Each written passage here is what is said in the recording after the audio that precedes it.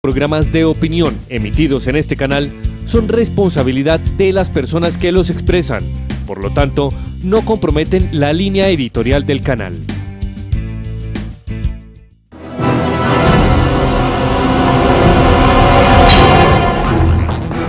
Guerra Espiritual. Conduce Padre Horacio Bojorge. Queridos hermanos, estamos de nuevo con un capítulo más en esta serie de la guerra espiritual. Estamos viendo la guerra en el Antiguo Testamento, las guerras santas. Hemos ido viendo cómo el Señor reglamenta la guerra santa, es casi como un ritual religioso, un sacrificio. Las tropas de Dios son arengadas por sacerdotes y por escribas. Se les prescribe que no deben temer, que deben confiar en Dios, porque es el Señor el que da la victoria, el que vence a los enemigos, el que los entrega en las manos de los creyentes, de los fieles que combaten con valor, que no se dejan atemorizar, porque su confianza está en el Señor, no está en sus propias armas, no está en el número. Hemos visto todo esto en los relatos de las guerras, de distintas guerras santas que nos relata el Antiguo Testamento. En la guerra a la que es enviado Gedeón, se nos enseña que Dios no quiere que haya un número muy grande, porque no quiere que los combatientes confíen en el número. En otros relatos no quiere que confíen en sus armas. Hemos visto cómo incluso las armas pueden aplastar al guerrero. Las corazas, que en el relato de el enfrentamiento de David y Goliat, el joven David se siente aplastado por las armas de Saúl y se las quita y va sin armas, sin armadura, confiando en el Señor. Habíamos visto cómo estábamos en el capítulo 14, en el momento en que Goliat avanza hacia David, lo insulta y viene la respuesta de David. Goliat le dice: ¿acaso soy un perro para que vengas contra mí con palos? Y el filisteo lo maldijo a David por sus dioses y luego le dijo: ven hacia mí, que voy a echar tu carne a las aves del cielo y a las fieras del campo. Y ahora viene la respuesta de David. Tenemos que meditar esta respuesta, estudiarla, para ver, David ha sido grato a los ojos de Dios. Cuando Samuel recorrió a sus hermanos uno por uno para ver cuál podía ser el elegido por Dios, ciertamente el último fue David. Por su apariencia, Samuel se inclinaba a otros de sus hermanos que tenían más prestancia, más físico. Y el Señor le dice precisamente a Samuel que los pensamientos de los hombres no son como los de Dios. Dios ha visto otra cosa en David. ¿Y qué ha visto en David? Esto que ahora se va a manifestar en su respuesta al filisteo, en esta actitud. Y por eso es tan importante estas palabras que David va a pronunciar y nosotros vamos a leer ahora y a meditar, nos explican qué es lo que Dios quiere de un alma que puede vencer al mal y que puede ser dócil a la victoria divina, un buen ministro de la obra divina para la salvación de su pueblo. ¿Qué le contesta David al filisteo? Tú vienes contra mí con espada, lanza y jabalina, pero yo voy contra ti en nombre del Señor de los ejércitos. Queridos hermanos, los enemigos de la vida cristiana tienen medios enormes, no solo medios militares, medios de comunicación, periódicos, bibliotecas, universidades, profesores. ¿Cuántos atacan a la fe? ¿Cuántos atacan a la iglesia? Parece que sus armas son superiores y se sienten también agrandados frente a los medios que Cristo parece disponer en la iglesia. incluso el Señor se complace en vencer a los campeones por mano de mujer. Así lo hace con el rey Císara, así lo hace con Holofernes por mano de Judith. La victoria de Dios precisamente se manifiesta mucho más, la victoria en la Guerra Santa, a través de estos personajes. Veamos entonces lo que dice David al filisteo. Sigamos. Tú vienes a mí confiando en los medios de guerra. Yo confío en el nombre del Señor de los ejércitos, que hace servir a las criaturas para sus fines. Y tú no me has desafiado a mí, has desafiado a ese Dios. Nuestro Señor Jesucristo, en el Evangelio según San Mateo, el capítulo 25, dice que lo que habéis hecho con uno de estos hermanitos míos más pequeños, conmigo lo habéis hecho. Y nuestro Señor Jesucristo dice también que el que a vosotros desprecia, a mí me desprecia, y el que me desprecia a mí, desprecia al que me envió. Acá Goliat está despreciando a David, y David le dice esta verdad: tú no me desprecias a mí, tú desprecias al Dios de los ejércitos que me envía a ti, en el cual yo confío. El Señor tiene previsto entregarte hoy mismo en mis manos. David no confía en su fuerza, pero confía en el Señor que se lo va a entregar. Te mataré y te cortaré la cabeza y entregaré hoy mismo los cadáveres del ejército filisteo a las aves del cielo, a las fieras de la tierra, para que sepa toda la tierra que Israel tiene un Dios. Es decir, la gloria de Dios se va a manifestar no solamente a los filisteos, sino a todas las naciones.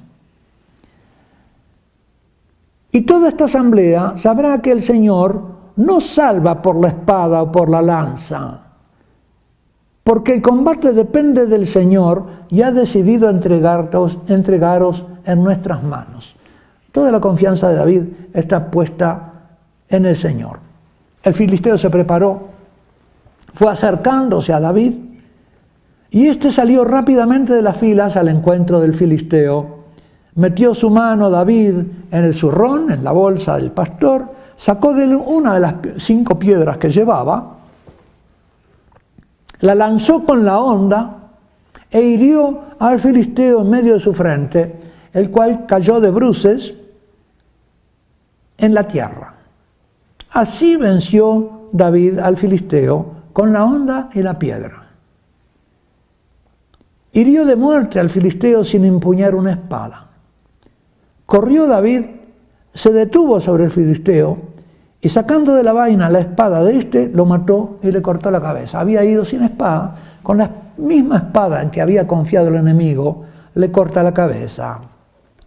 Esa pequeña piedrita que da en la frente de Goliat ha sido objeto de muchas meditaciones de los santos padres. Han visto en la piedra a Cristo nuestro Señor, que vence al campeón de los ejércitos del demonio, a Satanás. Lo ha vencido hiriéndolo en la frente, es decir, en sus pensamientos de rebeldía. Las 5 piedras que David llevaba en el turrón, en el zurrón, han sido consideradas por muchos santos padres como las 5 llagas de nuestro Señor Jesucristo. En fin, hay muchas aplicaciones de esta historia a nuestra guerra espiritual cristiana de los bautizados en el presente, nuestra renuncia a Satanás, al príncipe de este mundo, al mundo y al pecado. Esa es nuestra lucha, no contra hombres, ni sangre ni carne, sino, como dice San Pablo, contra los principados y potestades demoníacas. Viendo los filisteos que había muerto su campeón, huyeron. Entonces los hombres de Israel y de Judá lanzaron el grito de guerra y persiguieron a los filisteos hasta la entrada del valle, hasta las puertas de Ecrón. Y cuando los israelitas regresaron de perseguir sañudamente a los filisteos, saquearon el campamento, David tomó la cabeza del filisteo, la llevó a Jerusalén, pero sus armas las colocó en su tienda.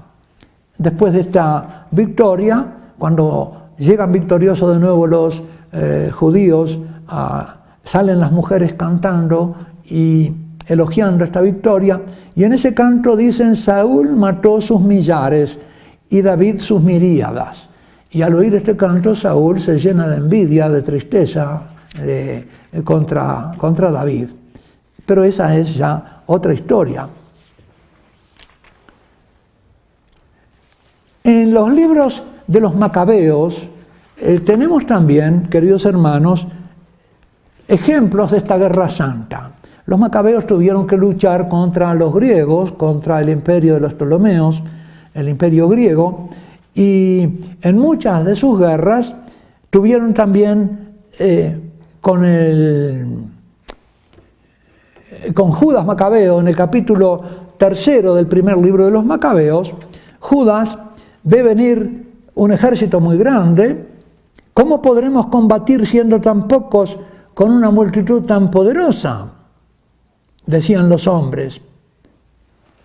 Porque cuando se aproximaba a la subida de Bet Jorón, le salió al encuentro Judas con unos pocos hombres al ejército de los griegos. Y estos se preguntaban: ¿y ahora qué vamos a hacer? Somos pocos.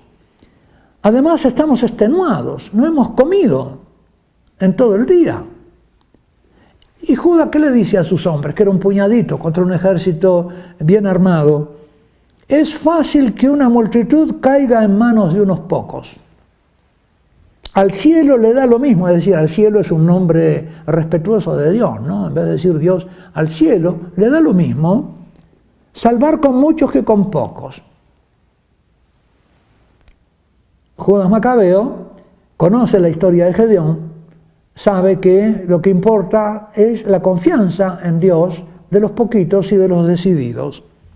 Al cielo le da lo mismo salvar con muchos que con pocos, porque en la guerra no depende la victoria del número de soldados, sino de la fuerza que viene del cielo, es decir, la fuerza que viene de Dios. Ellos vienen contra nosotros rebosando insolencia y impiedad. Notemos el paralelismo que hay entre este relato de Judas Macabeo y el magisterio de David, porque la hazaña de David es una especie de magisterio que va recorriendo la historia de los fieles celosos por Dios, de los buenos creyentes. Vienen contra nosotros rebosando insolencia e impiedad, con intención de destruirnos a nosotros, a nuestras mujeres y a nuestros hijos, y hacerse con nuestros despojos. Nosotros, en cambio, combatimos por nuestras vidas y nuestras leyes. Él, el Señor, los quebrantará ante nosotros. No les temáis. Acá está de nuevo el mandato de no temer. No hay que tener miedo. La confianza, queridos hermanos. Hemos dicho en algún momento de estos capítulos que los brujos viven a costa del miedo de los fieles, de los creyentes, también de los no creyentes, pero de muchos fieles, de muchos creyentes, que tienen miedo y en lugar de confiar en el Señor y encomendarse a Él, poner su confianza en el Señor, rogarle y esperar, se van a consultar a adivinos. Y esto ya hemos visto, según la Escritura, según el Deuteronomio, que es algo que ofende terriblemente a Dios.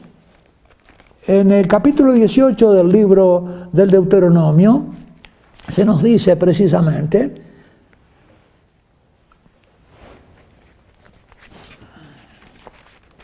que la consulta de los adivinos es algo abominable.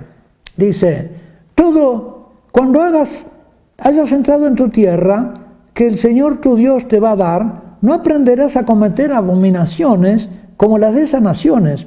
No ha de haber en medio de ti nadie que haga pasar a su hijo o a su hija por el fuego, el aborto, o el sacrificio de los inocentes, de los niños, que practique la adivinación, la astrología, las cartas astrales, la hechicería o la magia, ningún encantador, ni quien consulte espectros adivinos, ni evocador de muertos, cosa que Saúl va a hacer también, va a llegar hasta ahí. Porque todo el que hace estas cosas es una abominación para el Señor tu Dios. Es decir, como que le produce náuseas a Dios. Y por causa de estas abominaciones, el Señor desaloja a tu Dios, el Señor tu Dios desaloja a esas naciones a tu llegada. Es decir, la gente que hace estas cosas pierde la patria, pierde la tierra. Es decir, que es desterrada no por un ejército que invada, sino por los demonios que lo han llevado a la adivinación. Contra estas cosas tenemos que luchar nosotros, queridos hermanos.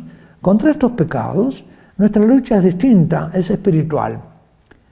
Pero quisiera con ustedes remitirme ahora a una mujer. Recorramos un poco estos episodios de la victoria de Dios por mano de mujer. Tenemos una de ellas en el libro de los jueces. Una de los jueces es una mujer, Débora. Débora quiere decir abeja. Parece un nombre que alude a que un ser tan pequeño como la abeja y que puede ser considerado como, sin embargo, es capaz de picar, ¿no? Débora, en el capítulo 4 del libro de los jueces, después de la muerte de un juez, Ehud, los israelitas clamaron al Señor porque estaban dominados de nuevo por sus enemigos, y por aquel entonces Débora, una profetisa, mujer de Lapidot, era juez de Israel. Ella se situaba bajo una palmera entre Ramá y Betel, en la montaña de Efraín, y los israelitas venían para que ella los gobernara. Débora mandó llamar a Barak, hijo de Abinoam, de Cades de Neftalí, y le dijo: ¿no te ha dado el Señor Dios de Israel la orden de que reclutes y tomes contigo en el monte Tabor a 10.000 hombres de las tribus de Neftalí y Zebulún? Que yo atraeré hacia ti el torrente Quizón, a Sísara, jefe del ejército de Yabín, con sus carros y tropas, y los entregaré en tus manos. Y en efecto el Barak va a esa campaña por orden de Débora, y ese rey Sísara muere por mano de una mujer. Se nos relata la muerte de este enemigo de Dios por mano de mujer, como para mayor humillación. No muere por la espada de un guerrero, ni en el combate, sino en su huida. Sísara había huido a pie hacia la tienda de Yael, mujer de Heber, el kenita, porque reinaba la paz entre Yabín, rey de Hazor, y el clan de Heber, el kenita.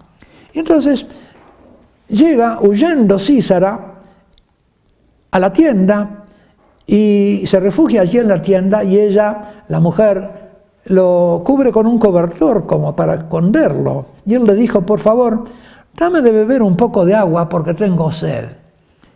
Ella abrió el odre de la leche, le dio de beber y lo volvió a tapar, y él le dijo: quédate a la entrada de la tienda, y si alguno viene y te pregunta a ver si hay alguien aquí, respóndele que no.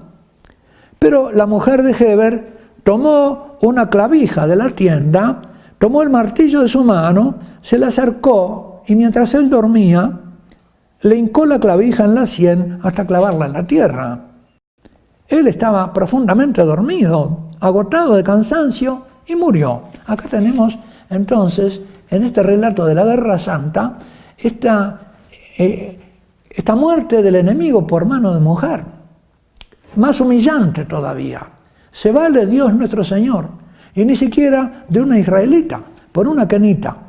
Pero acá tenemos estas dos mujeres, a Débora y a la mujer que mata a Sísara, como eligiendo Dios el instrumento más débil. Ni siquiera a 300 hombres, ni siquiera soldados, sino esta mujer.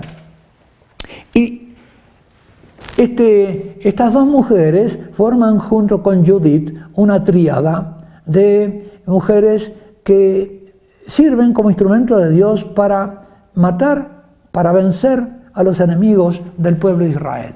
Ustedes recuerdan cómo Judith, y ya nos acercamos al fin de este capítulo, cómo Judith mató a Holofernes, al general de las fuerzas que sitiaban a los israelitas en aquella ciudad, cómo ella se vistió con sus mejores galas, era una viuda, y se dirigió al campamento del enemigo, como coqueteó con el rey, con el general Holofernes, engañándolo, y como en un momento, mientras él ebrio dormía su sueño de ebriedad, ella le cortó la cabeza y volvió a su pueblo, habiéndolo liberado.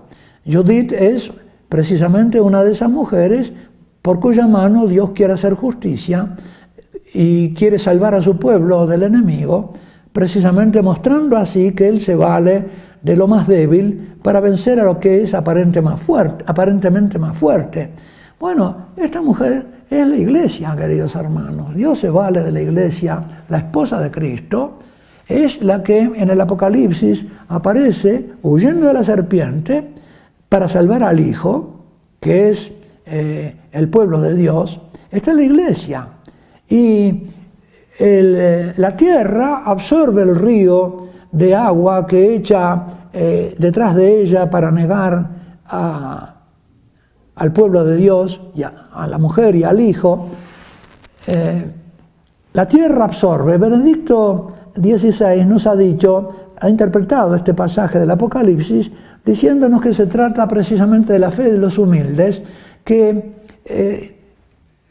anula la fuerza de las ideologías opuestas a la fe y a la Iglesia católica. Esas ideologías son como un río de agua que el demonio tira, echa, arroja para ahogar la fe en el mundo, y sin embargo la tierra absorbe esa agua y la mujer se salva y salva al Hijo. Esa es una aplicación que ha hecho Benedicto de estos temas de la Guerra Santa a la situación actual de la Iglesia en medio de las ideologías adversas. Queridos hermanos, nos acercamos así hacia el fin de esta serie sobre la guerra espiritual, en la que nos hemos inclinado sobre las Sagradas Escrituras, buscando en ellas iluminación para el combate en el cual estamos nosotros también alistados por Dios. Quizá no tengamos tantos medios como el mundo tiene, pero nuestra confianza debe estar puesta en el Señor, como estaba la confianza de David puesta en Dios, como estaba la confianza de los macabeos puesta en el Señor, porque Él no vence ni con el número, ni con el poder de los medios de lucha, sino que vence con nuestra confianza, con nuestra fe. Como nos decía San Juan en su carta, ¿cuál es nuestra victoria que vence al mundo? En su primera carta, capítulo 5, ¿cuál es nuestra victoria que vence al mundo? Nuestra fe. Con esta confianza, queridos hermanos, nos despedimos hasta el próximo y último capítulo de esta serie sobre la guerra espiritual, volviéndonos al Señor, agradeciéndolo que nos haya elegido para esta guerra de la fe en el mundo y nos haga así luz del mundo y sal de la tierra. Que Dios Todopoderoso los bendiga, el Padre, el Hijo y el Espíritu Santo. Amén.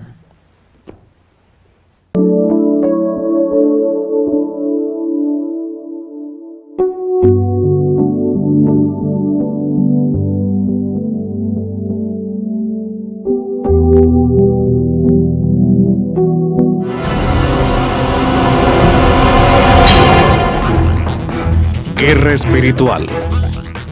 Conduce Padre Horacio Bojorge.